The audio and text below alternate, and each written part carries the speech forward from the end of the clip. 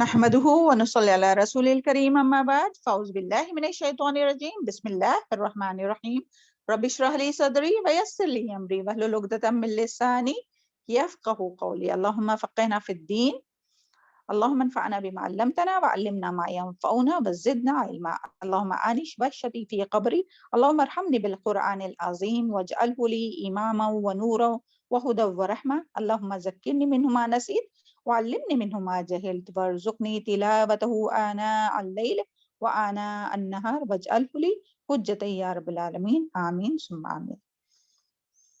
چلے آج انشاءاللہ ہم لوگ سورہ بنی اسرائیل شروع ہو رہا ہے آج سے انشاءاللہ.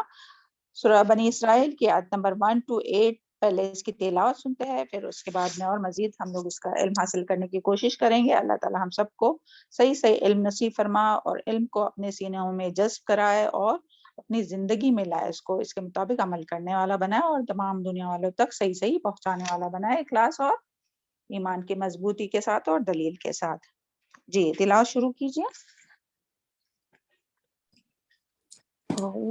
اعوذ باللہ من الشیطان الرجیم بسم اللہ الرحمن الرحیم سبحان الذی اسری بعبده لیلا من المسجد الحرام إلى المسجد الأقصى الذي باركنا حوله لنريه من آياتنا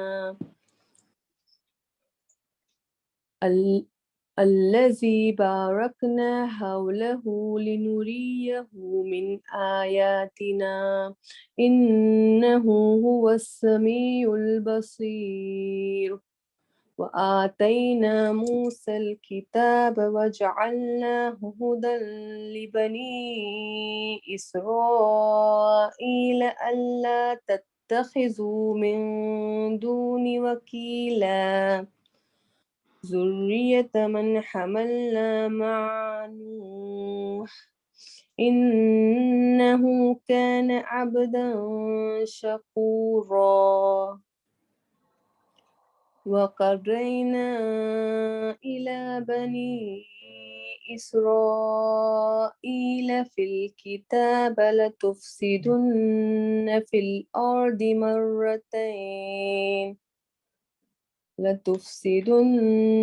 الأرض مرتين ولتعلن علوا كبيرا. فإذا جاء وعد أولاهما بعثنا عليكم عبادا لنا أولي بأس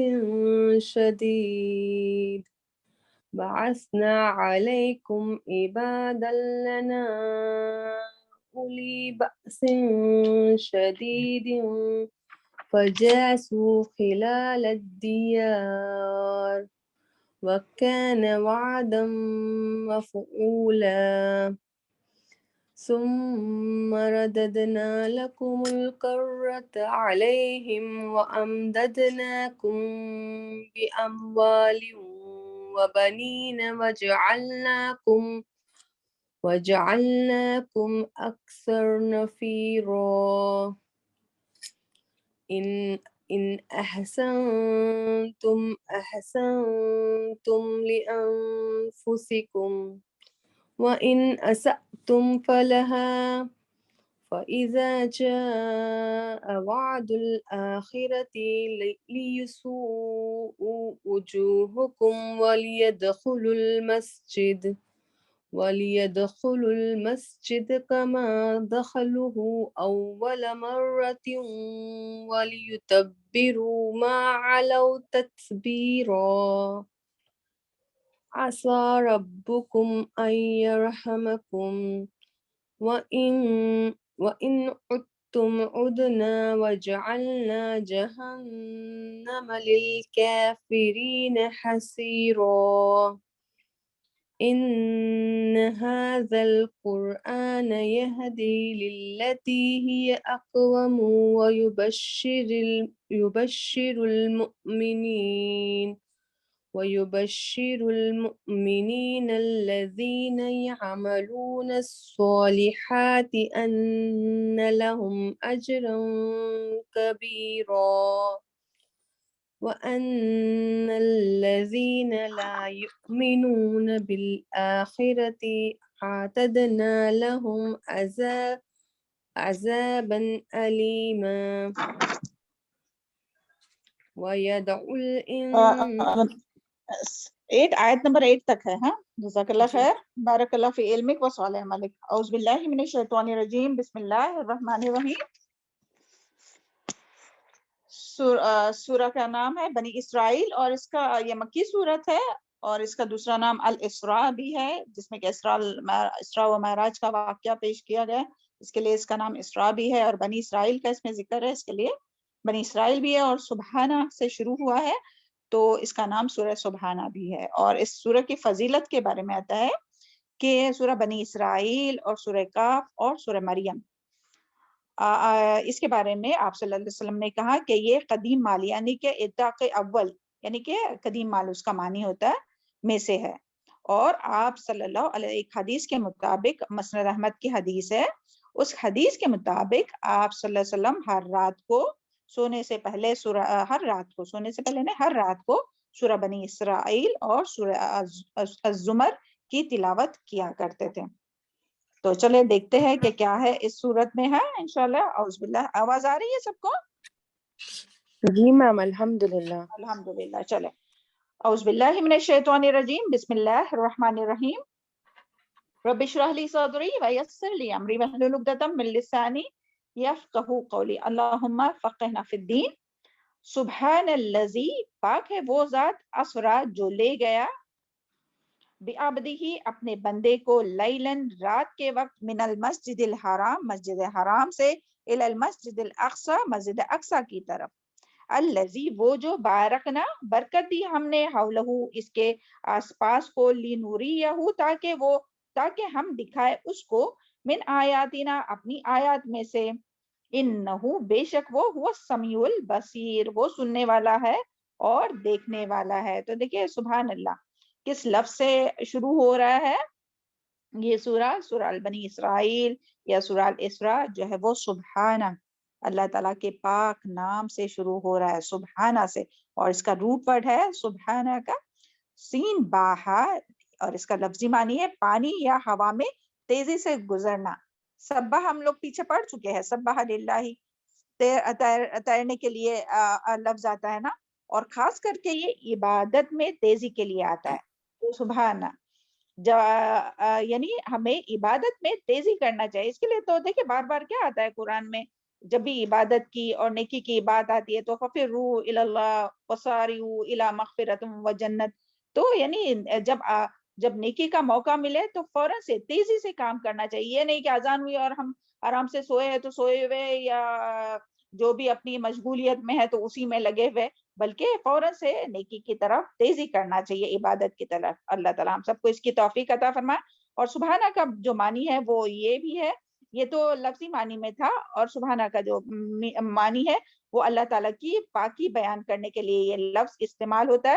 یعنی اللہ تعالیٰ ان تمام عیبوں سے ان تمام نقص سے پاک ہے جو لوگ بیان کرتے ہیں, ان تمام چیزوں سے اللہ تعالیٰ پاک ہے.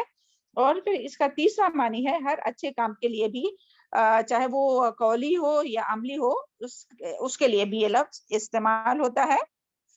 اور یہاں سبحان یہاں اللہ تعالیٰ کی یہاں جو یہ لفظ استعمال ہوا نا سبحانہ, تو یہاں اللہ تعالیٰ کی پاکی بیان کرنے کے لیے استعمال ہوا ہے کہ اللہ تعالیٰ ہر نقص اور ہر عیب سے پاک ہے جس نے اپنے بندے کو. اور یہاں کیوں اللہ تعالیٰ کی پاکی بیان کی گئی ہے, اور کیونکہ اللہ تعالیٰ وہ ذات ہے کہ جس نے اپنے بندے عبدی ہی اپنے بندے یعنی کیا محمد صلی اللہ علیہ وسلم کو عبدی ہی.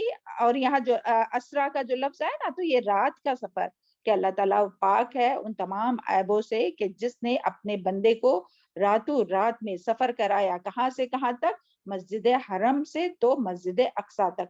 تو یعنی یہ تعجب کی بات ہے نا, تو اس کے لیے لفظ یعنی یہ تعجب کی بات ہے کہ اتنے کم وقت میں جو کہ یعنی حالانکہ اس کے بارے میں ہم لوگ پڑھیں گے انشاءاللہ ابھی، بلکہ کہ یعنی اسرا اور معراج سے کیا مراد ہے. یہاں جو لفظ ہے نا اسرا، یا یہاں اسرا اور معراج، جو اسرا جو ہے تو یہ رات کا سفر ہوتا ہے. اسرا کا کیا معنی ہے؟ کہ اسرا کا معنی ہے رات کا سفر، جو کہ نبی کریم صلی اللہ علیہ وسلم کو مسجد حرم سے مسجد اقصی تک کے سفر کو اسرا کہتے ہیں. اور یہ جو سفر تھا وہ یعنی مسجد حرم سے مسجد اقصی تک کا جو سفر ہے وہ 40 راتوں کا سفر ہے. لیکن اللہ تعالیٰ ان تمام باتوں سے پاک ہے، یعنی تمام نقص سے پاک ہے. یعنی تعجب کے طور پر یہاں استعمال کیا جا رہا ہے کہ کیونکہ اللہ تعالیٰ نے ان 40 راتوں کا سفر جو ہے وہ رات کے بس کچھ ہی حصے میں کرایا. سبحان اللہ. تو یعنی تعجب کی بات ہے نا. تو اس کے لیے جو لفظ ہے یہ سبحانہ سے جو ہے وہ یہ سورہ جو ہے وہ شروع بھی ہے کہ اللہ تعالیٰ وہ ذات ہے کہ جس نے رات کے بس چند یعنی قلیل سے حصے میں جو ہے وہ یہ سفر کرایا. تو سمجھ میں آیا کہ اسرا کسے کہتے ہیں؟ اسرا ہاں، کہ اسرا و معراج جو کہتے ہیں نا، تو یہ پہلے اسرا کا معنی ہے اور پھر جو معراج کرائی گئی. تو معراج کیا ہے؟ آئین، اس کا جو روٹ ورڈ ہے آئین را جیم، اس کا روٹ ہے یعنی عروج یا بلندی کو کہتے ہیں. مراد مسجد اقصی سے یعنی کہ بیت المقدس سے آسمانوں تک کا جو نبی کریم صلی اللہ علیہ وسلم کو سفر کرایا گیا اس کو معراج کہتے ہیں. اور اس کا ذکر سورہ نجم میں انشاءاللہ ہم لوگ پڑھیں گے، آیت نمبر 13 سے تو 18 تک ہے. اور الحمدللہ یہ جو ہے وہ اسراء المعراج کے بارے میں جو پورا واقعہ اپنا سیرت میں ہو چکا ہے الحمدللہ. تو ساری باتیں اس میں آپ کو معلوم ہے، بس یہاں جو باتیں آئی ہے وہ ہم لوگ تھوڑی تھوڑی ڈسکس کرتے ہوئے آگے گزریں گے انشاءاللہ. تو یہ اسراء و معراج کا جو واقعہ ہے وہ کب پیش آیا تھا، اس کے بارے میں یعنی مفسرین جو ہے ان کے بہت مختلف جو ہے وہ سیرت نگاروں کے جو ہے وہ مختلف اقوال ہے کہ کب پیش آیا تھا، اور مختلف ڈیٹ بھی اس کے بارے میں ملتی ہے. اور اسی کے بارے میں یعنی بعض کا کہنا ہے کہ ہجرت کے 1 سال قبل یہ واقعہ پیش آیا، جبکہ مکہ میں آپ صلی اللہ علیہ وسلم اور تمام صحابہ کرام پر حالات بہت تنگ تھے. تو اللہ تعالیٰ نے ایسے حالت میں جو ہے وہ اپنے پیارے رسول محمد صلی اللہ علیہ وسلم کو معراج کرائی، یعنی آسمانوں کا سفر کرایا، اور ساری جو ہے وہ نشانیاں اللہ تعالیٰ نے دکھائی. اس کا ذکر انشاءاللہ آیت میں ہی آگے ہے. اور آگے دیکھتے ہیں ہم لوگ کہ اللہ تعالیٰ نے کیا کیا. المسجد الحرام، مسجد حرام سے کہاں لے کے گئے؟ مسجد اقصی. اور مسجد اقصی جو ہے وہ اور یہاں جو ذکر آیا نا کہ مسجد اقصی کی الذی بارکنا لہو، کہ جس کے ارد گرد میں اللہ تعالیٰ نے برکتیں رکھی ہے. یعنی کہ مسجد اقصی کے ارد گرد میں اللہ تعالیٰ نے برکتیں رکھی ہے. یعنی مسجد اقصی جو ہے تو وہ کون سا علاقہ ہے؟ فلسطین کا علاقہ، شام اور فلسطین کا علاقہ ہے. تو اللہ تعالیٰ نے یہاں دینی اور دنیاوی دونوں بھی، یہاں جو بات آئی ہے نا بارکنا حولہ، تو اللہ تعالیٰ نے دونوں بھی برکتیں رکھی ہے، دنیائی بھی اور دینی بھی، دونوں طرح کی برکتیں رکھی ہے. دینی برکتیں کس طرح سے کہ یہ جو مسکن ہے، یہ جو جگہ ہے بیت المقدس جہاں پر واقع ہے، تو اس کے آس پاس میں اور اس جگہ پر بے شمار انبیاء اللہ تعالیٰ نے مبعوث کیے. وہ بہت سے انبیاء کا مسکن اور مدفن ہے، یعنی وہاں مبعوث ہوئے بہت سے انبیاء، اور پلس وہاں دفن بھی ہے بہت سے. مدفن یعنی کیا؟ جہاں دفن بھی ہوئے. تو یہ اس طرح سے جو ہے وہ دینی برکتیں رکھی ہے اس سرزمین پر. اور اسی طرح سے دنیائی لحاظ سے بھی وہاں کی جو زمین ہے وہ بہت زرخیز ہے اور بہت قدرتی نہریں وغیرہ ہے. تو جس کی وجہ سے وہاں مختلف قسم کے پھل اور پھول اور بہت اناج غلہ وغیرہ ہر چیز کی یعنی سبزہ بہت زیادہ ہوتا ہے. تو بہت شاداب یعنی وہ علاقہ ہے. سبحان اللہ. تو یہاں اسی لیے جو ہے وہ بارکنا کا لفظ استعمال ہوا ہے، یعنی دین اور دنیا دونوں اعتبار سے بھی اللہ تعالیٰ نے اس زمین میں بہت سی برکتیں رکھی ہے. اور پھر اللہ تعالیٰ نے یہاں کیا فرمایا؟ لِنُرِيَهُ، کہ اللہ تعالیٰ نے یہ کیوں سفر کرایا؟ اللہ تعالیٰ نے نبی صلی اللہ علیہ وسلم کو یہ سفر کیوں کرایا اسراء والمعراج کا؟ تو آگے ہی دیکھیں لِنُرِيَهُ، تاکہ ہم دکھائے اس کو، یعنی کہ نبی صلی اللہ علیہ وسلم کو، من آیاتنا، ہماری آیات، ہماری نشانیاں، ہمارے عجائبات جو ہے وہ قدرت کے عجائبات وہ سب دکھائے. تو اس کے لیے اللہ تعالیٰ نے سفر یہ کرایا. تو ہم لوگ دیکھتے ہیں ایک ایک پوائنٹ کر کے کہ کیا کیا اللہ تعالیٰ نے مشاہدہ کرے، یعنی اس میں کیا کیا نشانی ہے اس میں. تو سب سے پہلے تو یہی بڑی نشانی ہے کہ مسجد اقصیٰ سے، اور وہ کس طرح سے سفر ہوا، اور کس طرح سے جبرائیل علیہ السلام آئے، اور کس طرح سے براق پر بٹھا کر کس طرح سے ان کو آپ صلی اللہ علیہ وسلم کو لے کر گئے، یہ سارا ہم لوگ تفسیر میں پیچھے پڑھ چکے. تو اس کے لیے ہم یہاں ابھی وہ ذکر کرنے کا وقت نہیں ہے. ہاں الحمدللہ یہ ساری باتیں ہم لوگ تفسیر میں پڑھ چکے ہیں. بس یہاں ہم لوگ آیت کے حساب سے ہی جو جو چیزیں آتی ہیں وہ دیکھتے جاتے ہیں. کہ سب سے پہلے جو نشانی ہے جو مشاہدہ کرا یعنی اس کی بات ہے وہ یہی کہ مسجد حرم اور مسجد اقصیٰ کے درمیان 40 راتوں کا یہ جو سفر ہے نا، اگر کوئی یعنی اس وقت میں جب لوگ جاتے تھے سواری پر تو 40 راتوں میں یہ سفر، یعنی آج کے اس میں تو پلین سے بہت جلدی پہنچ جاتے ہیں، لیکن اس وقت کی بات ہے نبی صلی اللہ علیہ وسلم کے زمانے کی کہ اس وقت 40 راتوں کا سفر تھا. تو وہ سفر جو ہے وہ ایک رات کے ایک پہر میں اللہ تعالیٰ نے کرایا. تو یہ ایک بہت بڑی نشانی ہے. سبحان اللہ، لوگوں کو یعنی کہ اللہ تعالیٰ یہ دکھانا چاہتا ہے کہ اللہ تعالیٰ جو ہے وہ ہر چیز پر قادر ہے. اللہ تعالیٰ کے لیے کچھ بھی مشکل نہیں ہے. تو خاص کر کے یہ نشانی. پھر اسی طرح سے نبی کریم صلی اللہ علیہ وسلم کا بیت المقدس میں تمام انبیاء کو، ہم سب جانتے ہیں نا کہ نبی صلی اللہ علیہ وسلم جب بیت المقدس یعنی کہ مسجد اقصیٰ پہنچے تو کیا کیا نبی صلی اللہ علیہ وسلم نے؟ تمام انبیاء کی امامت کرائی. جو کہ کس بات کی دلیل ہے کہ پچھلی تمام شریعتیں جو ہے وہ یعنی نبی کریم صلی اللہ علیہ وسلم کو جو شریعت دی گئی وہ تمام شریعتوں کی امام ہوں گی. اور اب نجات کے لیے یعنی اگر کوئی بھی قوم کوئی بھی فرد نجات پانا چاہتا ہے تو اس کو کیا کرنا ہوگا؟ آپ صلی اللہ علیہ وسلم کی پیروی کرنی ہوگی. تو اسی لیے یعنی یہ بات دکھانے کے لیے تمام دنیا والوں کے لیے، دیکھیں یہ مشرکین مکہ جو تھے تو وہ تو نبی صلی اللہ علیہ وسلم کا انکار کرتے تھے اور مخالفت کرتے تھے. تو اللہ تعالیٰ نے اس سفر کے ذریعے اور یہ ساری مشاہدات کے ذریعے اللہ تعالیٰ نے دکھایا صرف مشرکین مکہ کو نہیں بلکہ تمام لوگوں کو، یہود اور نصارہ اور تمام یعنی دنیا کے لوگوں کو یہ دکھایا کہ اب جو ہے وہ امام کون ہے؟ نبی صلی اللہ علیہ وسلم ہے. اور ہر ایک کو نجات کے لیے کسی پیروی کرنی ہوگی؟ آپ صلی اللہ علیہ وسلم کی ہی پیروی کرنی ہوگی. یعنی یہ صرف تھوڑے سے لوگ اگر نہیں مانتے تو کوئی بات نہیں، اللہ تعالیٰ نے تو اس کے ذریعے دکھایا کہ نبی صلی اللہ علیہ وسلم نے تمام اماموں کی امامت کی. تو اس کا مطلب کہ آپ صلی اللہ علیہ وسلم جو ہے وہ کی پیروی جو ہے وہ سب کو کرنی ہوگی، چاہے پھر وہ کوئی بھی اس میں ہو، عیسائی ہو، نصارہ ہو، یا کوئی بھی مذہب کا ماننے والا ہو. پھر اسی طرح اللہ تعالیٰ نے اور کیا کرایا تھا؟ کیا کیا نشانیاں تھی؟ تو اللہ تعالیٰ نے آسمان کی بلندی پر اللہ تعالیٰ لے کر گئے اور جلیل القدر انبیاء سے ملاقات کرائی. سبحان اللہ، کہ کس طرح سے ایک ایک آسمان پر گئے اور کس طرح سے اللہ تعالیٰ نے جو ہے وہ آپ صلی اللہ علیہ وسلم کی ایک ایک انبیاء سے ملاقات کرائی اور کس طرح سے وہ بات کی تمام انبیاء سے. سبحان اللہ. اور پھر اسی طرح آسمان کی چوتھا کیا ہے کہ آسمان کی بلندیوں یعنی کہ جہاں سدرۃ المنتہا یعنی جو لمٹ ہے، جہاں یعنی جو آخری جو لمٹ ہے آسمان کی، تو منتہا یعنی جہاں ختم ہوتا ہے، انتہا ہے نا، تو اس جگہ پر اللہ تعالیٰ سے ہم کلام کرایا. اللہ تعالیٰ نے اپنے پیارے حبیب محمد صلی اللہ علیہ وسلم کو اللہ تعالیٰ سے ہم کلام ہوئے اللہ تعالیٰ. اور پھر اسی طرح اور وہ کس طرح سے ہوئے، کیا ہوئے اور کیا وہ نور اور کیا تھا، وہ سب ہم لوگ الحمدللہ پیچھے پڑھ چکے. اور پھر اسی طرح جنت اور جہنم کا بھی اللہ تعالیٰ نے مشاہدہ کرایا. اور پھر یہ کوشچن آتا ہے کہ پھر یعنی اللہ تعالیٰ نے محمد صلی اللہ علیہ وسلم کو اپنی قدرت کی یہ عجائبات اتنی سب جو تھی وہ کیوں مشاہدہ کرایا؟ تاکہ اللہ تعالیٰ نے محمد صلی اللہ علیہ وسلم کو اپنی نشانیوں کی کا عملی مشاہدہ اس لیے کرایا تاکہ آپ صلی اللہ علیہ وسلم کو، حالانکہ آپ صلی اللہ علیہ وسلم کا تو یقین تھا لیکن عین الیقین یعنی جو چیز آنکھوں سے دیکھتے ہیں نا تو اسے کیا کہتے ہیں؟ عین الیقین ہے نا، کہ جس کے بارے میں ہم لوگ پیچھے بھی پڑھ چکے کہ ابراہیم علیہ السلام نے دعا کی تھی. کیا دعا کی تھی؟ اللہ تعالیٰ سے پوچھا تھا کہ کس طرح مردوں کو پھر سے زندہ کریں گا.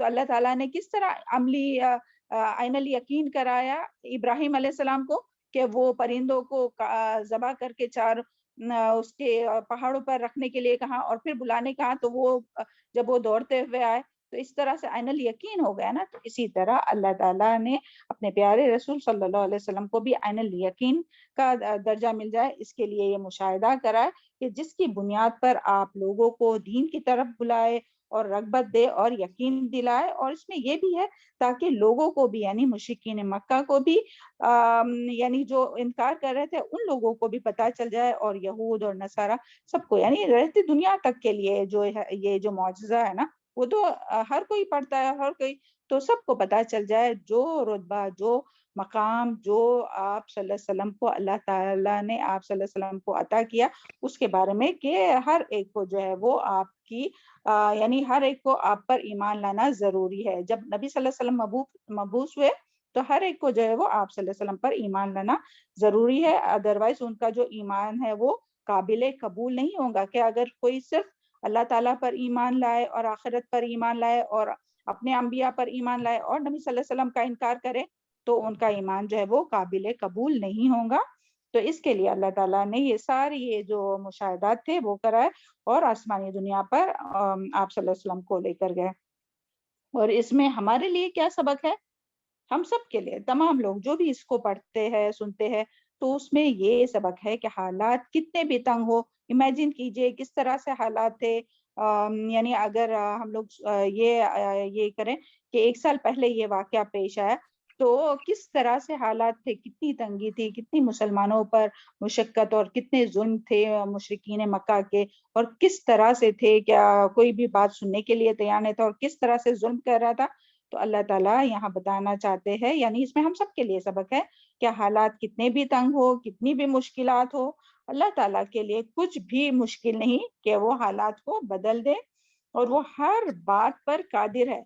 تو اس کا یقین تو آج یہاں اسی وقت بیٹھے بیٹھے ہم لوگوں کا کیا ہے، اس پر یقین ہونا چاہیے کہ جو ذات یہ سب کرنے پر قادر ہے کہ ایک رات میں مسجد اقصیٰ سے مسجد حرم سے مسجد اقصیٰ، چلے یہ تو پھر بھی ہم لوگ ابھی کے لیے تھوڑا امیجن کرنا ایزی ہوگا، کیونکہ ابھی تو پلین سے فلائٹ جو ہوتی ہے وہ جلدی سے پہنچ جاتی ہے، ایک آدھے گھنٹے میں یا جو بھی ہے ٹائم اس میں پہنچ جاتی، مگر یہ آسمان بالا جو معراج کرائی گئی وہ تو کوئی امیجن کر سکتا ہے کہ اتنی بلندیوں پر، آسمانوں پر، اور جس طرح سے انبیاء کرام سے ملاقات کی، اور جس طرح سے اللہ تعالیٰ سے ہم کلام کرایا، اللہ تعالیٰ کو دیکھے نہیں، اللہ تعالیٰ کا نور جو تھا وہ دیکھے اور وہ ساری نشانیاں دیکھی، اور اللہ تعالیٰ سے ہم کلام ہوئے، تو اس سے کیا پتا چلتا ہے؟ تو جب اللہ تعالیٰ یہ کرنے پر قادر ہے تو اللہ تعالیٰ کے لیے دنیا کے چھوٹے چھوٹے اس کو کہیں گے نا وہ مشکلات، اگر کوئی بیمار ہے تو وہ پورے یقین کے ساتھ اگر دعا مانگے اور وہ پورا یقین رکھتا ہو کہ اگر نہیں پورا یقین رکھتا ہو کہ اللہ تعالیٰ کی ہاتھ میں میری شفا ہے، تو اللہ تعالیٰ کیوں نہیں شفا عطا کریں گے؟ یا کسی کو بھی کوئی بھی مشکل ہو اور وہ یہ یقین کے ساتھ دعا کرے کہ اللہ تعالیٰ ہی میری مشکل دور کرنے والا ہے، تو اللہ تعالیٰ اس پر قادر ہے۔ جو جس یقین سے دعا مانگتا ہے اللہ تعالیٰ اس یقین سے ہی ان کی دعاؤں کو قبول کرتا ہے۔ اللہ کرے کہ ہم لوگوں کا یقین اور توکل مضبوط ہو۔ چلے آگے دیکھتے ہیں۔ اعوذ باللہ من الشیطان الرجیم۔ اور یہ کیا ہے کہ واقعہ معراج یعنی یہ جو ہے وہ بعض لوگ کہتے ہیں کہ یہ صرف روحانی سفر تھا، صرف خواب میں یہ دکھایا گیا، تو ہمیں کیسے پتا چلے گا کہ اس کی کیا دلیل ہے کہ یہ روحانی نہیں بلکہ جسمانی سفر بھی تھا، یعنی جسم اور روح دونوں کے ساتھ یہ سفر تھا؟ تو اس کے لیے سب سے پہلی دلیل تو یہی کہ یہاں جو لفظ آیا نا سبحانہ، تو یہ کب استعمال ہوتا ہے؟ اللہ تعالیٰ کی یہ نمایاں قدرت کا اظہار اور حیرت کے لیے استعمال ہوتا ہے۔ اگر یہ واقعہ ایک خواب ہوتا تو اللہ تعالیٰ کی، تو یہاں ابتدا میں جو ہے یہ سبحانہ کا لفظ استعمال نہیں ہوتا، کوئی اور اللہ تعالیٰ کی اسماء و صفات یہاں استعمال ہوتی تھی، مگر جب یہ استعمال ہوا اللہ تعالیٰ کی، یہ اللہ تعالیٰ کا اس اسماء حسنہ و صفات سبحانہ سے کیا گیا کہ اللہ تعالیٰ پاک ہے، یعنی حیرت اور تعجب کے لیے، تو اس کا مطلب ہے کہ اللہ تعالیٰ نے جسم اور روح کے ساتھ اپنے بندے کا سفر کرایا، اور عبد جو ہے نا، عبد کا معنی کیا ہے؟ جسم اور روح دونوں کے مجموعے کے لیے بولا جاتا ہے۔ اور پھر یہاں آخر میں آیا ہے کہ وَهُوَ السَّمِيعُ إِنَّهُ هُوَ السَّمِيعُ الْبَصِيرُ، تو اس کا مطلب ہے یعنی اس واقعے پر کون لوگ شک کر رہے ہیں اور کون اس کا یقین کر رہا ہے، یعنی آپ صلی اللہ علیہ وسلم جب واپس آئے اور لوگوں کو بتایا تو کن لوگوں نے یقین کیا، کون سے لوگ تھے جو دین سے مرتد ہو گئے، دین سے پھر گئے، اور کون وہ لوگ تھے کہ جن کا ایمان اور مضبوط ہو گیا، اور کس نے انکار کیا؟ تو اللہ تعالیٰ وہ سب دیکھنے والا ہے اور سننے والا ہے۔ یہاں یہی بات آتی ہے، اور یہ جو نبی کریم صلی اللہ علیہ وسلم کی جو آسمانوں پر انبیاء سے ملاقات ہوئی نا، تو ہم سب جانتے ہیں نا کہ پہلے آسمان پہ اللہ تعالیٰ نبی صلی اللہ علیہ وسلم کی کس سے ملاقات ہوئی؟ جلدی جلدی آپ لوگ بتاتے جائیے، یہ سب ہو گئی جی شاباش. دوسرے آسمان پر یحییٰ علیہ السلام اور عیسیٰ علیہ السلام، یحییٰ علیہ السلام اور عیسیٰ علیہ السلام. تیسرے آسمان پر یوسف علیہ السلام. موسیٰ علیہ یوسف علیہ السلام. جی بارک اللہ فی علمک. چوتھے آسمان پر چوتھے آسمان حضرت پر حضرت ادریس علیہ ادریس السلام. علیہ السلام. جی ہم معذرت چاہتے ہیں کہ آپ لوگوں کو ٹائم نہیں دے رہے، کیونکہ ہم ٹائم دیکھتے جا رہے ہیں. ہاں اللہ تعالیٰ اپنے وقت میں برکت ڈالے. دیکھیں پھر ادریس علیہ السلام، پھر پانچویں آسمان پر حضرت ہارون علیہ السلام، اور چھٹے آسمان پر حضرت موسیٰ علیہ السلام، اور ساتویں آسمان پر حضرت ابراہیم علیہ السلام بیت المقدس کو ٹیکا لگائے ہوئے بیٹھے تھے. سبحان اللہ. اور معراج کے موقع پر اللہ تعالیٰ نے محمد صلی اللہ علیہ وسلم کو کیا تحفہ دیا؟ چلے یہ بھی بتائیے. یہ بھی ہو گیا آپ کا، جلدی سے بتائے کوئی ایک کوئی بتائے. جی نماز کا تحفہ. نماز کا تو شاباش. اور کوئی ایک بتائیے. ہاں بالکل صحیح ہے، نماز. اور سورہ بقرہ کی آخری 2 آیات اور تسبیح کی گئی تھی، اور کپنگ میم سورہ بقرہ کی آخری آیت. ہجامہ بھی دیا تھا نا. جی جی تیسری بات ہو گئی. تیسری بات بتائیں ہاں آپ نے. ہجامہ اور ایک تسبیح تھی. دیکھیے تیسری بات یہ تھی کہ آپ صلی اللہ علیہ وسلم کی جو وہ تسبیح وغیرہ جو ہے وہ ابراہیم علیہ السلام نے بتایا تھے نا، وہ لا حول ولا قوت الا باللہ، وہ نہیں ہم پوچھ رہے، بس جو اللہ تعالیٰ نے تحفہ دیے. تو اس میں دیکھیں 3 چیزیں آئیں گی. ایک تو نماز، اس کے بعد میں سورہ البقرہ کی آخری 2 آیات، اور پھر جو بھی یعنی آپ صلی اللہ علیہ وسلم کی امت میں سے جو بھی ہر اس شخص کو اللہ تعالیٰ بخش دیں گا جو اللہ تعالیٰ کے ساتھ کسی کو شریک نہیں کرے گا اور جو کبیرہ گناہوں سے بچتا رہے گا. تو یہ بھی ایک بات جو تحفہ تھا وہ دیا گیا. اور پھر جو معراج سے جب واپس آ رہے تھے آپ صلی اللہ علیہ وسلم، تو معراج کی رات میں فرشتوں نے نبی صلی اللہ علیہ وسلم کو کہا، یہ جو کپنگ کے بارے میں جو ہے نا، ہجامہ کے بارے میں، کہ آپ اپنی امت کو کپنگ لگانے کا، ہجامہ کرنے کا حکم دیجئے. تو یہ تمام فرشتوں نے کہا. تو یہ جو ہے وہ فرشتوں کی طرف سے تھا اور وہ اللہ تعالیٰ کی طرف سے تھا. سبحان اللہ. تو اس کے لیے ہم لوگوں کو یہ سب کا اہتمام کرنا چاہیے. اور کپنگ کا بھی ابھی جو ہے وہ ڈیٹ چل رہی ہے. اللہ تعالیٰ ہم سب کے لیے آسانی کرے کہ ہم لوگ ہجامہ کرا سکیں. ہاں چلے اس کے بعد میں دیکھتے ہیں کہ معراج کے وقت نبی صلی اللہ علیہ وسلم کو جو ہے وہ جنت کا بھی مشاہدہ کرایا گیا تھا، اور جہنم کا بھی. اور جہنم میں بعض ایسے جرم تھے کہ جن کی سزا دی گئی تھی. تو اس میں سے ایک تو سزا یہ تھی جو اس کے بارے میں حدیث آتی ہے کہ حضرت انس رضی اللہ عنہ کہتے ہیں کہ رسول اللہ صلی اللہ علیہ وسلم نے فرمایا، جب مجھے معراج کرائی گئی تو میں ایک قوم پر گزرا، ان کے ناخن تانبے کے تھے اور وہ ان ناخنوں سے اپنے چہرے اور سینے کو چھیل رہے تھے، یعنی کھرچ رہے تھے. امیجن کیجئے تانبے کے ناخن اور اس سے وہ اپنے ہی چہرے اور اپنے ہی سینے کو چھین رہے تھے، کھرچ رہے تھے. تو میں نے کہا یہ کون لوگ ہے اے جبرائیل؟ تو انہوں نے کہا، یعنی جبرائیل علیہ السلام نے کہا، یہ وہ لوگ ہیں جو لوگوں کا گوشت کھاتے ہیں اور ان کی عزتوں سے کھیلتے ہیں، یعنی غیبت کرتے ہیں، تانا دیتے ہیں اور دوسروں کو برا بھلا کہتے ہیں. اللہ تعالیٰ معاف کرے ہم سب کو، اور اللہ تعالیٰ ہم سب کو اس گناہ سے محفوظ رکھے کہ جس کے بارے میں یہ بات آئی ہے نا، کہ اپنے ہی جب بھی غیبت کرنے یا تانا کی بات ہو، یا غیبت کی، یا دل میں کوئی کسی کے لیے برائی آئی اور زبان سے نکلنے والی ہو، تو امیجن کیجئے تانبے کے نیلز لمبے لمبے، ہاں تانبے کے نیلز، اور امیجن کیجئے اپنا ہی چہرہ اور اپنا ہی سینہ کھریچ رہے ہیں. تو اللہ تعالیٰ ہم سب کو اس سے محفوظ رکھے، اور جو کوتاہی اب تک ہو گئی ہو تو اللہ تعالیٰ معاف فرمائے. اللہم اغفر لی وللمؤمنین والمؤمنات والمسلمین والمسلمات والاحیاء منہم والاموات. اللہم فأیہما مؤمن سببتہ فاجعل ذالک لہ قربۃ الیک یوم القیامہ. چلے اور کیا کن کن سزاؤں کا دیکھے تھے، ان میں سے یہ بھی تھا کہ یتیم کا جو مال کھاتا تھا اس کے انجام کے بارے میں دکھایا گیا، زانیوں کا انجام دکھایا گیا، سود خور کا انجام دکھایا گیا، اور بھی بہت سے تھے، مگر یہاں اتنے پر ہی ہم لوگ اتفاق کرتے ہیں. چلے آگے دیکھتے ہیں دوسری آیت. تو یہ آیت آپ لوگوں کو سمجھ میں آ گئی اسراء و معراج کی؟ ہاں جی میم الحمدللہ. چلے الحمدللہ. چلے آگے دیکھتے ہیں. اعوذ باللہ من الشیطان الرجیم. وآتینا موسیٰ الکتاب، اور دی ہم نے موسیٰ علیہ السلام کو کتاب، وجعلناہ ھدی لبنی اسرائیل، اور بنایا ہم نے اس کو ہدایت کا ذریعہ بنی اسرائیل کے لیے. کس کو بنی اسرائیل کے کا ہدایت کا ذریعہ بنایا؟ جلدی سے بتائیے، آیت دیکھیے. موسیٰ علیہ السلام. موسیٰ علیہ ایک السلام. بار پھر سے پڑھتے. وَآتَيْنَا مُوسَى الْكِتَابَ، اور دی ہم نے موسیٰ علیہ السلام کو کتاب. وَجَعَلْنَاهُ هُدًى لِبَنِي إِسْرَائِيل، کتاب اور موسیٰ علیہ السلام تورات دے. کتاب یعنی کہ تورات. موسیٰ علیہ السلام کو جو کتاب دی گئی تھی وہ کیا تھی؟ تورات تھی. تو کتاب کو اللہ تعالیٰ نے کس کا ذریعہ بنایا ہے؟ اللہ تعالیٰ نے ہدایت کا نجات ذریعہ. کا، جو ہے ہدایت کا. وہ ہدایت کے لیے آئی ہے. تو ہمیں بھی اس میں کیا سبق ہے؟ یہ کتاب کے ذریعے ہم کو کیا کرنا ہے؟ کہ صرف ثواب کی نیت سے پڑھنا ہے، کہ صرف جن اور بھوت بھگانے کے لیے پڑھنا ہے، کہ صرف شفا کے لیے پڑھنا ہے، کہ کوئی نئی جگہ پر جاتے، اپنے نئے گھر میں جاتے، نئی دکان کھولتے یا جو بھی ہے تو اس میں برکت کے لیے پڑھنا ہے. سب سے پہلے کیا ہے؟ ہدایت کے لیے. وہ ساری ہدایت چیزیں اور رہنمائی کے لیے. ہاں سب سے پہلے ہدایت. الف لام میم ذالک الکتاب لا ریب فیہ ھدی للمتقین. آیت کے شروع میں ہی، قرآن کے شروع میں ہی اللہ تعالیٰ نے بتا دیا کہ یہ کتاب جو ہے وہ قرآن کیوں آیا ہے؟ ہدایت کے لیے. اور اسے ہدایت اسے ہی ملتی ہے جو تقوی اختیار کرتے ہیں. اللہم اجعلنا منہم، اللہم آتی نفسی تقوی وزکیہا انت خیر من زکاہا انت ولیھا ومولاھا. چلے یہاں دیکھیں واقعہ معراج ہوا. واقع کے معراج کے ذکر کے بعد فوراً ہی بنی اسرائیل کا ذکر کیوں کیا گیا؟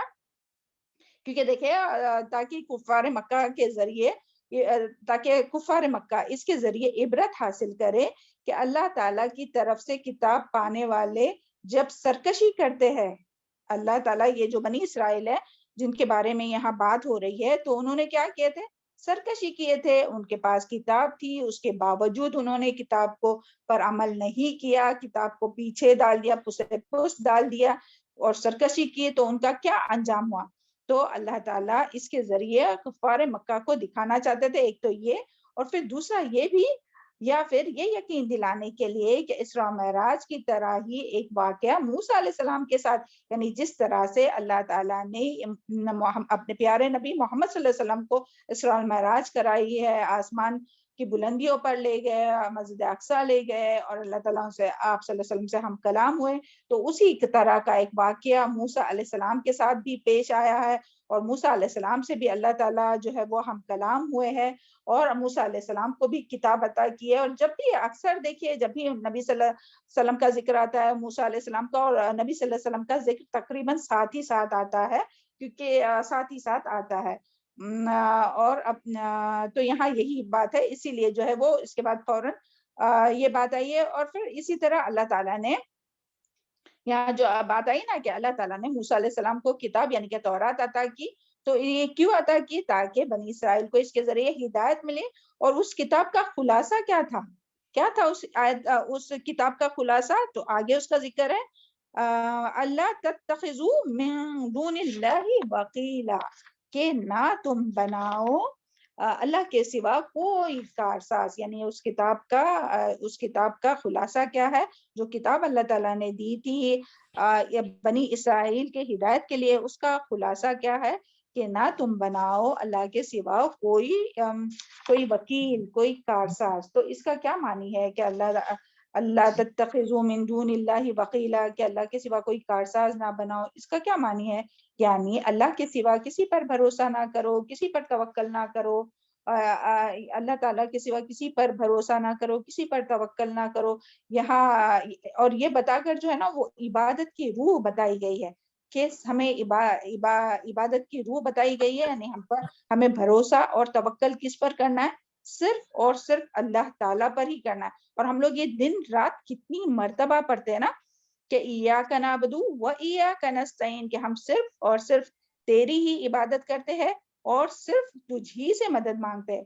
ہم یہ کہتے تو ہے، مگر کتنا اچھا ہوتا کہ اگر ہم اس کو سمجھنے کی کوشش کرتے اور تمام سہاروں کو چھوڑ کر صرف اللہ تعالیٰ سے مدد مانگتے ہیں نا. تو اللہ تعالیٰ ہم سب کو اس کی سمجھ عطا فرمائے. اور اس میں یہی ہے کہ اللہ تعالیٰ کی رسی کو مضبوط پکڑو، اللہ تعالیٰ سے اپنا تعلق مضبوط کرو، اللہ کے سوا کسی سے مدد نہ مانگو، کیونکہ جس سے بھی مدد مانگی جاتی ہے نا، وہ سارے جو سہارے ہیں وہ کمزور ہے. اور سب کی حاجتوں کو پورا کرنے والا صرف اور صرف اللہ تعالیٰ ہی ہے، اور باقی سہارے سب ٹوٹنے والے. یعنی کسی کو بھی، کسی پر، ہم سب میں سے بھی، یعنی ہم لوگوں کو کسی پر بھی، یعنی نہ اپنے اولاد پر بھروسہ کرنا چاہیے، نہ کوئی اور پر کسی کو بھروسہ کرنا چاہیے، نہ اپنے مال پر، نہ اپنے علم پر، کسی چیز پر نہیں، بلکہ بھروسہ کس پر ہونا چاہیے؟ یعنی سب چیز ہونے کے باوجود بھی اسباب اختیار کرنا ہے، لیکن بھروسہ کس پر کرنا ہے؟ اللہ تعالیٰ کی ذات پر. یعنی اگر اسباب بھی ہوئے تب بھی مدد کرنے والی ذات کون ہے؟ اللہ تعالیٰ کی. ایسا بھی ہو سکتا ہے کہ اسباب تو ہوں گے مگر پھر بھی وہ آپ کے کچھ کام نہیں آئیں گا، وہ کچھ کام نہیں آئیں گے اسباب. تو اس کے لیے ہمیں اسباب پر بھروسہ نہیں کرنا چاہیے، بلکہ اللہ تعالیٰ پر بھروسہ کرنا چاہیے. اللہ پر بھروسہ کرنے والا کبھی بھی مایوس نہیں ہوتا. اور اس کے بارے میں سورہ طلاق میں آیت نمبر 3 میں آتا ہے وَمَن يَتَوَکَّلْ عَلَى اللَّهِ فَهُوَ حَسْبُهُ.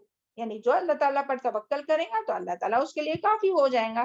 تو اس کے لیے تو آتا ہے نا کہ جو تعویذ اور دھاگے وغیرہ باندھتے ہیں تو اس کے بارے میں کیا آتا ہے کہ جو کوئی وہ باندھا ہے تو اللہ تعالیٰ اس کو اسی کے حوالے کر دیتا ہے، پھر اللہ تعالیٰ اپنی حفاظت اٹھا دیتا ہے ان کے اوپر سے.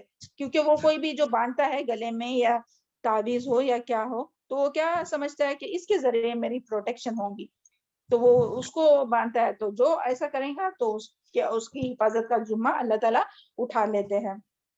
تو اسباب پر بھروسہ نہیں کرنا بلکہ مسبب الاسباب پر بھروسہ کرنا چاہیے. اور مشکل حالات میں ہمیں جس طرح سے، اور تمام انبیاء نے بھی، اور ابراہیم علیہ السلام کے بھی بارے میں ہم لوگ جانتے ہیں کہ جب مشکل آئی تو ابراہیم علیہ السلام نے کیا دعا مانگی؟ حسبی اللہ و نعم الوکیل، کہ اللہ تعالیٰ میرے لیے کافی ہے، وہی بہت اچھا کارساز ہے نا. اور تمام صحابہ کرام کا بھی یہی طریقہ تھا، اور نبی صلی اللہ علیہ وسلم کا بھی یہی طریقہ تھا کہ جب بھی ایک جوتے کی تسمہ، ایک ٹاکا بھی ٹوٹ جاتا تھا نا تو وہ کیا کرتے تھے؟ اللہ تعالیٰ کی طرف رجوع کرتے تھے، اللہ تعالیٰ سے مانگتے تھے. تو اللہ تعالیٰ ہم لوگوں کا بھی توکل اور یقین مضبوط کرے اللہ تعالیٰ کے اوپر کہ ہر چیز جو بھی کرنے والی ذات ہے وہ اللہ تعالیٰ ہی ہے. اللہ تعالیٰ کے سوا نہ کوئی مشکل کشا ہے، نہ کوئی حاجت روا ہے، اور نہ کوئی. اسی لیے سجدہ بھی اللہ تعالیٰ کے سامنے کرنا چاہیے، دعائیں بھی اللہ تعالیٰ سے ہی مانگنا چاہیے، اور توکل بھی اللہ تعالیٰ سے ہی کرنا چاہیے. تو یہ بات تھی. اور پھر آیت نمبر 3 دیکھتے ہیں. اللہم بارک لنا فی اوقاتنا ذریۃ، اعوذ باللہ من الشیطان الرجیم، ذریۃ من حملنا مع نوح، اولاد ہو جن کو سوار کیا ہم نے نوح علیہ السلام کے ساتھ. انہ کان عبدا شکورا، بے شک وہ تھا بندہ شکر گزار. سبحان اللہ. پھر اللہ تعالیٰ نے یہاں بنی اسرائیل کو کیا یاد دلایا؟ اللہ تعالیٰ نے یہاں بنی اسرائیل کو احسان یاد دلایا، اپنا وہ احسان یاد دلایا کہ تم ان لوگوں کی اولاد ہو جن کو ہم نے نوح علیہ السلام کے ساتھ کشتی میں سوار کیا تھا. یعنی مسلمانوں کو مومنوں، یعنی تم مسلمانوں کی مومنوں کی اولاد ہو. ہم سب جانتے ہیں نا کہ جب طوفان نوح آیا تو 80 لوگوں کے قریب جو تھے وہ تفسیر میں آتا ہے کہ لوگ جو تھے وہ ایمان لائے تھے، باقی تمام لوگ جو تھے انہوں نے انکار کیا تھا. تو اللہ تعالیٰ نے کیا حکم دیا تھا؟ جو لوگ ایمان لائے ان کو کشتی میں سوار کرو، اور باقی جتنے بھی لوگ تھے یعنی وہ سب کیا ہوئے؟ طوفان میں غرق ہو گئے. تو پھر باقی جو بچے جو لوگ باقی رہے نا تو وہ وہی لوگ تھے جو کشتی میں سوار تھے.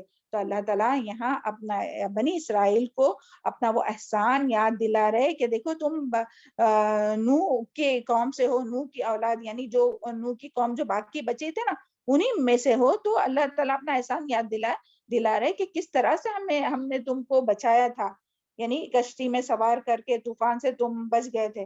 اور پھر نوح علیہ السلام کی اللہ تعالیٰ نے تعریف کی، انہ کان عبدا شکورا، کہ وہ نوح علیہ السلام وہ ہے کہ جو شکر گزار، بہت زیادہ، عبدا شکورا یعنی بہت زیادہ شکر گزار. یعنی یہاں دیکھیں توکل کے بعد جو ہے وہ دوسری سے جو بیان کی جا رہی ہے وہ کیا ہے؟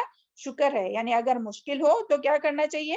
اللہ تعالیٰ پر توکل کرنا چاہیے، اور جب مشکل دور ہو جائے تو پھر کیا کرنا چاہیے؟ اللہ تعالیٰ کا شکر ادا کرنا چاہیے. اور اللہ تعالیٰ نے بنی اسرائیل کو یاد دلایا کہ تم چنے ہوئے لوگ ہو. یعنی دیکھیں نوح علیہ السلام کے یعنی جو بھی بچے ہوئے تھے تو وہ تھوڑے سے ہی لوگ تھے، تو ان لوگوں کو ہی بس اللہ تعالیٰ نے بچا لیا، اور ان لوگوں کو چن لیا تھا نا اپنے لیے. تو اس کے لیے وہ لوگ ایمان لائے تھے، باقی تو میجورٹی جو تھی وہ طوفان نوح میں بہ کر وہ لوگ یہ ہو گئے تھے، لیکن اللہ تعالیٰ نے ان لوگوں کو چن لیا تھا. تو اللہ تعالیٰ یہاں یہی احسان اپنا یاد دلا رہا ہے، اور اللہ تعالیٰ نے اس کا ذکر سورہ مریم میں بھی کیا ہے اور بھی دوسری جگہ پر کیا ہے کہ جن کو نوح یعنی کشتی نوح میں سوار کیا کہ اولئک الذین انعم اللہ علیہم من النبیین من ذریتہ آدم وممن حملنا مع نوح، کہ جو نوح علیہ السلام کے ساتھ جن کو ہم نے سوار کیا تھا. تو اس کا ذکر جو ہے وہ اور جگہ پر بھی ملتا ہے. تو اس میں سے ہمارے لیے یہی ہے کہ ہمیں بھی جو ہے وہ شکر گزاری کرنا چاہیے کہ جس طرح سے پہلے بھی ہم لوگ 14 پارے میں بھی پڑھ چکے آخر میں کہ کس طرح سے اللہ تعالیٰ نے ابراہیم علیہ السلام کی شکر گزاری کا ذکر کیا. اور شکر گزاری جو ہے وہ آسان نہیں ہے، جتنی بھی مشکل ہو اس کے باوجود بھی دل سے شکر، زبان سے شکر اور عملی شکر یعنی کہ ثابت قدم رہنا. دیکھیں ابھی نوح علیہ السلام کے اس میں بھی دیکھیں تمام لوگ جو تھے 950 سال کی تبلیغ کے باوجود جو لوگ تھے وہ ایمان نہیں لائے. تو کتنا مشکل تھا، لیکن جن لوگوں نے ایمان لائے انہوں نے یہ نہیں دیکھا کہ میجورٹی جو کر رہی ہے وہی ہم کریں گے، بلکہ تھوڑے سے لوگ تھے اور اس کے باوجود وہ دین پر ثابت قدم رہے. تو اس کے لیے اللہ تعالیٰ نے ان کو چن لیا. تو ہمیں بھی یہ ہے کہ یہ نہیں دیکھنا کہ زیادہ میجورٹی لوگ کیا کر رہے ہیں، بلکہ اگر تھوڑے بھی لوگ حق پر ہو تو ان کا ساتھ دینا چاہیے اور اس پہ ثابت قدم رہنا چاہیے، اور ہمیشہ اللہ تعالیٰ پر توکل کرنا چاہیے اور اللہ تعالیٰ کا شکر ادا کرنا چاہیے. اور شکر گزاری جو ہے وہ کھانے پینے میں بھی ہے کہ جب بھی اس کے بارے میں حدیث آتی ہے نا کہ بے شک اللہ اپنے بندے کے بے شک اللہ اپنے بندے سے اس وقت خوش ہوتا ہے جب وہ کھانا کھاتا ہے، پانی پیتا ہے، پھر اللہ تعالیٰ کا شکر ادا کرتا ہے. احمد کی حدیث ہے. اللہ تعالیٰ ہم لوگوں کو بھی بہت زیادہ اللہ تعالیٰ کا شکر ادا کرنے والا بنائے. چلے آیت نمبر 3 اور 4 دیکھتے ہیں. اعوذ باللہ من الشیطان الرجیم. وَقَضَيْنَا إِلَى بَنِي إِسْرَائِيلَ، اور اطلاع دی ہم نے، آگاہ کر دیا ہم نے بنی اسرائیل کو فی الکتاب، کتاب میں، لَتُفْسِدُنَّ، البتہ تم ضرور فساد کرو گے، فی الارض، زمین میں، مرتین، 2 بار، وَلَتَعْلُنَّ، اور البتہ تم ضرور بلندی پکڑو گے، عَلُوًّا کبیرہ، بلندی بڑی. فَإِذَا جَاءَ بَعْدُ أُولَاهُمَا، پھر جب آ گیا وعدہ اولاہما، ان دونوں میں سے پہلا، بَأَسْنَا، بھیجا ہم نے، علیکم، تم پر، عباد لنا، اپنے بندوں کو، اولی بأس شدید، سخت زور والے، فجاسو، تو وہ گھس گئے، خلال الدیار، گھروں کے اندر، وَكَانَ وَعْدًا مَفْعُولًا، اور تھا ایک وعدہ پورا ہو کے رہنے والا.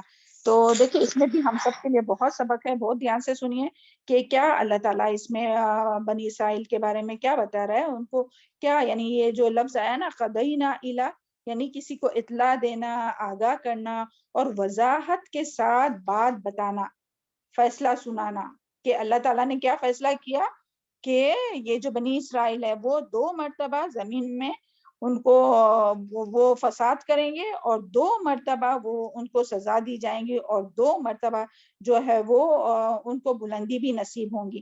تو اس کا ذکر جو ہے وہ ان آیات میں ہے. تو اس کے بارے میں ہم لوگ دیکھتے ہیں کہ سب سے پہلے یہاں جو بات آئی نا وَقَضَيْنَا إِلَىٰ بَنِي إِسْرَائِيلَ فِي الْكِتَابِ لَتُفْسِدُنَّ، کہ 2 مرتبہ جو ہے وہ فِي الْأَرْضِ مَرَّتَيْن، کہ زمین میں وہ 2 بار فساد کریں گے. تو ہم لوگ دیکھتے ہیں کہ وہ فساد کیا تھا جو ان لوگوں نے کیا تھا زمین میں 2 مرتبہ. تو یعنی وہ تو بار بار فساد کرتے تھے، مگر یہ جو بڑے فساد کی بات ہو رہی ہے تو وہ فساد کیا تھا. تو اس کے بارے میں آتا ہے کہ وہ فساد کیا تھا کہ ان کے اندر اخلاقی زوال آ گیا. یعنی بنی اسرائیل، ہم سب جانتے ہیں بنی اسرائیل جو تھی وہ اس ٹائم کی چوزن پیپل تھی، یعنی چنی ہوئی قوم تھی، امام تھی. اللہ تعالیٰ نے ان لوگوں کو امام بنایا تھا نا، ہم سب جانتے ہیں نا. وہ یاد کیجئے سورہ البقرہ، اعوذ باللہ من الشیطان الرجیم.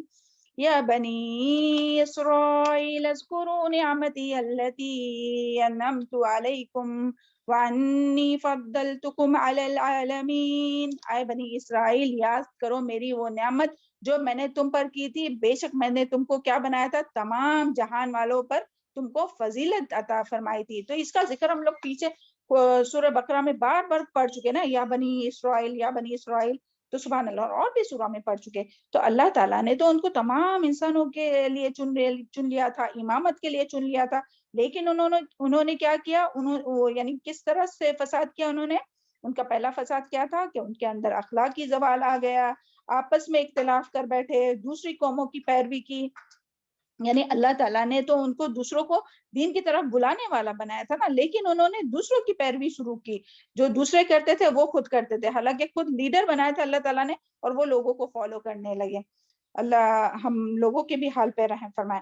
اور تورات کے احکامات کی خلاف ورزی کی، یعنی تورات جو اللہ تعالیٰ نے کتاب دی تھی جس میں ان کے لیے ہدایت تھی، تو ان کو کرنا تو یہ چاہتے کہ پیروی کرنا چاہتے احکامات کی، مگر خلاف ورزی شروع کی. شرک اور بے حیائی جیسے گناہوں میں مبتلا ہوئے، اور انبیاء کا قتل کیا، جیسے کہ حضرت ارمیہ کو بھی قید کیا.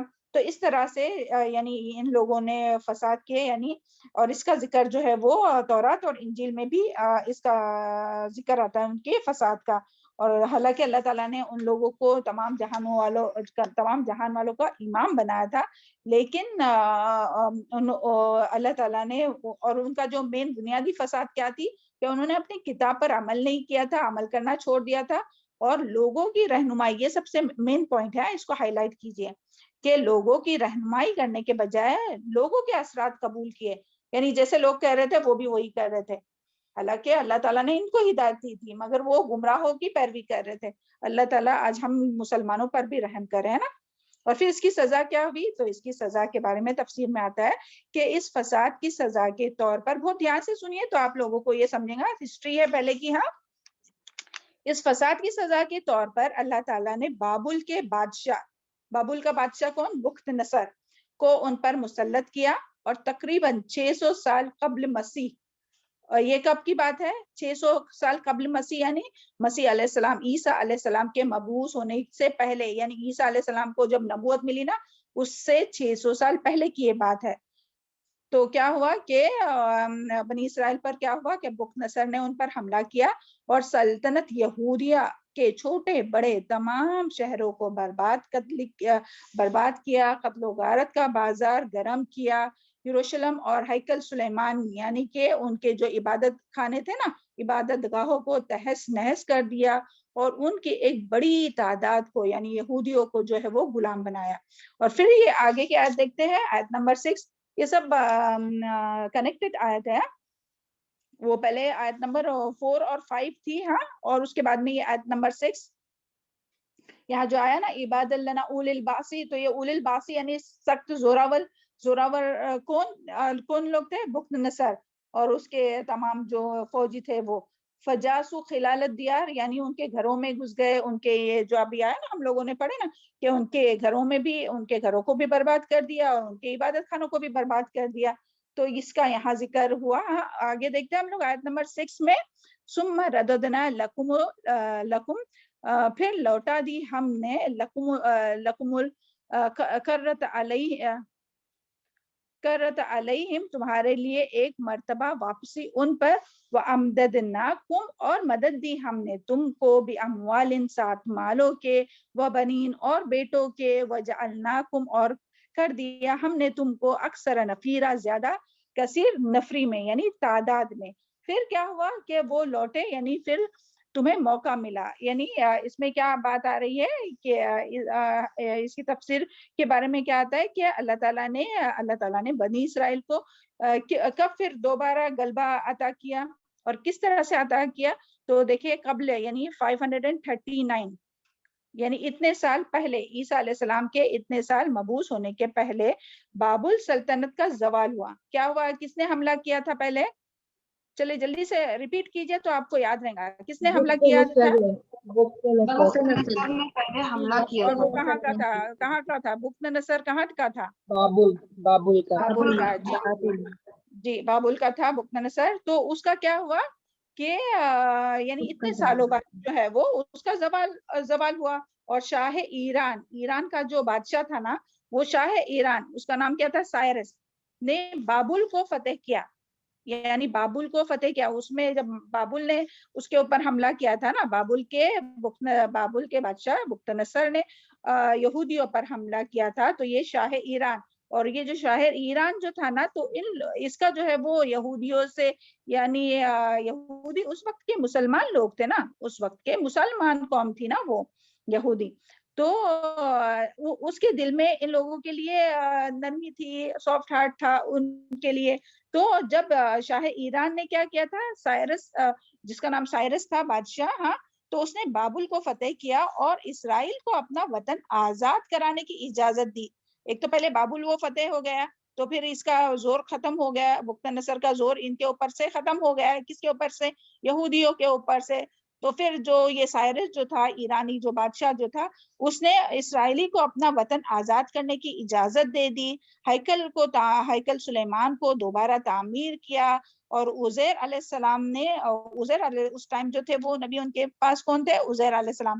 تو عزیر علیہ السلام نے دین موسمی یعنی کہ موسیٰ علیہ السلام کی جو دین تھا نا، تو اس کی تجدید کی اور تورات کو مرتب کیا. یعنی کہ وہ انہوں نے اپنے حافظے سے پھر سے اس کو لکھا. ان لوگوں نے، یہ بخت نصر نے جب حملہ کیا تھا نا ان کے، ہم لوگ پیچھے پڑ چکے نا کہ تہس نہس کیا تھا ان کے عبادت خانوں کو، تو وہاں ان کی کتابیں وغیرہ بھی جل گئی تھی. تو پھر یہ عزیر علیہ السلام نے، ان کو حفظ تھا پورا یہ، تو انہوں نے پھر سے اس کو مرتب کیا تورات کو اپنے حافظے سے. اور یہودیوں کی تعلیم کا انتظام کیا. اب اتنے سالوں سے وہ غلامی میں تھے، کتنے سال آپ لوگ حساب لگائیے کہ اتنے سال وہ غلامی میں تھے، پھر ان کو تعلیم کا انتظام کیا یہودیوں کیا. یہ سب کس نے کیا؟ سائرس، یہ جو ایران کا بادشاہ تھا اس نے. اور ان کی اخلاقی اور اعتقادی برائیوں کو دور کی. اور اسی طرح 150 سال بعد بیت المقدس پھر سے آباد ہوا. کیا ہوا؟ 150 سال کے بعد بیت المقدس پھر سے آباد ہوا. اور اللہ تعالیٰ نے انہیں پھر سے، یہاں اسی کا ذکر ہے کہ یہاں جو ہے نا، ثم رددنا لکم الکرۃ علیہم، پھر لوٹایا، مڑ گئے، پھر لوٹایا اللہ تعالیٰ نے. تو اللہ تعالیٰ نے پھر وَأَمْدَدْنَاكُمْ بِأَمْوَالٍ وَبَنِينَ. تو پھر جب یہ سب صحیح ہوئے، ان میں تعلیم آئی، انہوں نے اپنی اصلاح کی، اور تو اللہ تعالیٰ نے جو ہے وہ، اللہ تعالیٰ نے انہیں مال اور دولت اور بیٹے اور جا اور جو بھی ان کا جو تھا وہ سب واپس ان کو لوٹا دیا، اور ان کی قوت واپس آ گئی. پھر جو ہے وہ دوسرے فساد کی بھی ہم لوگوں کو اسی میں بات آتی ہے نا، یہ ہم لوگ پیچھے پڑ چکے. یہ سب ایک سے آیت جو ہے وہ ایک دوسرے سے کنیکٹڈ ہے. کہ یہاں جو بات آتی نا، وہ قَدَيْنَا إِلَى بَنِي إِسْرَائِيلَ فِي الْكِتَابِ لَتُفْسِدُنَّ فِي الْأَرْضِ مَرَّتَيْنِ. تو یہ پہلی مرتبہ ہوا. ابھی دوسرے مرتبہ جو فساد ہوا نا اس کا ذکر ہے یہاں، کہ دوسرا فساد یا دوسرا وعدہ کیا تھا اور اس کی سزا انہیں کیا ملی.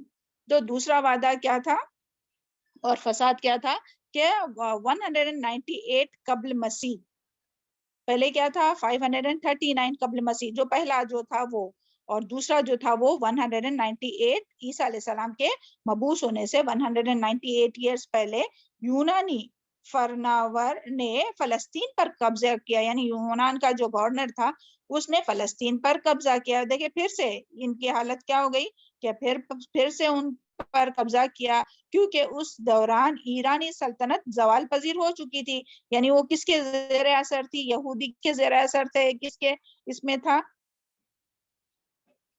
کس کے کنٹرول میں تھا؟ یعنی کس کے انڈر میں تھا؟ وہ ایرانیوں کے نا. تو جب ایرانیوں کی سلطنت زوال پذیر ہوئی، یعنی ایران نے اس کو پروٹیکشن دیا تھا نا، اور پوری ساری تعمیر کرایا تھا. تو جب ایرانی سلطنت زوال پذیر ہو چکی تھی، یعنی اتنے سالوں میں، اور سکندر اعظم نے ان کے تمام علاقوں کو فتح کر لیا تھا. یہ کون سکندر اعظم؟ یہ جو یونانی ہے، وہ اس نے تمام جو ہے وہ ان کے علاقوں کو فتح کر لیا تھا. لیکن یہودیوں نے اس کو نکال کر آزاد دینی ریاست قائم کی. اس کے بعد پھر ان میں دینی زوال آ گیا. یعنی پھر سے ان میں کیا ہوا؟ ابھی دیکھیں سارا کچھ اچھا ہوا تھا، ان کی عبادت گاہ بن گئی تھی، ان کی کتاب پھر سے ان کو مل گئی تھی، ان کی تعلیم کا انتظام کیا تھا یہ جو سائرس بادشاہ نے. لیکن پھر سے ان میں کیا آ گیا؟ پھر سے ان میں زوال آ گیا، دینی زوال آ گیا، ان میں پھوٹ پڑ گئی، اور انہوں نے اپنے کتاب کو پیچھے پشت ڈال دیا اور آپس میں لڑنے لگے، اور جو امامت کا جو ان کو کام دیا گیا تھا وہ انہوں نے نہیں کیا. تو 63 ایئرس قبل رومیو نے اس پر قبضہ کیا. رومیو نے کیا کیا؟ ان پر قبضہ کیا، اور انہیں ان پر قبضہ کیا، اور ایک یہودی کو پورے فلسطین، یہ تھوڑی بات ہسٹری کی ہے، اس کو آپ بعد میں بھی اطمینان سے تھوڑا پڑھیے. ہاں ویسے بس یہ سے ہم کو گزر جانا ہے. ہاں اور یہودی کے پورے فلسطین ایک یہودی کو پورے فلسطین کا جیسے لیڈر یا وائس رائے بنا دیا گیا، اور اس کی بادشاہت 4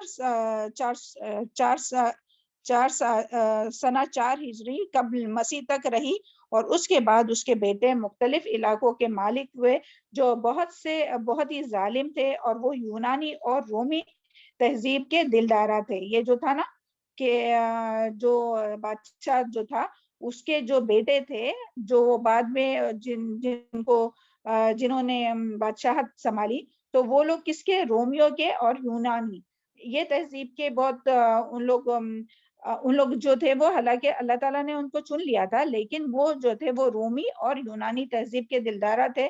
اور اسی زمانے میں زکریا علیہ السلام اور عیسیٰ علیہ السلام کو اللہ تعالیٰ نے مبعوث کیا، تو ان کے عوام نے کیا کیا؟ جو ان کے مذہبی پیشوا وغیرہ تھے، تو اس وقت ان کی بہت حالت بری تھی، یعنی اخلاقی زوال آ چکا تھا، تو انہوں نے جو ہے وہ اپنے انبیاء کو قتل کیا، یعنی یحییٰ علیہ السلام کو قتل کیا اور عیسیٰ علیہ السلام کو قتل کرنے کی سازش کی۔ دیکھیں اس کو سمجھنے کے لیے نا کہ یعنی یہ جو یہودی تھے، تو یہودی میں یعنی جب اللہ تعالیٰ نے عیسیٰ علیہ السلام کو مبعوث کیا، تو ان لوگوں کو اپنے وہ خواہشات کے پیچھے پڑ گئے نا، اور وہ اپنے دین پر ثابت رہنے کے بجائے وہ یونانی اور رومیوں ان لوگوں سے انفلوئنس ہوئے، اور ان کے اپنے دین میں ان کی جو باتیں تھی نا وہ شامل کرنے لگے۔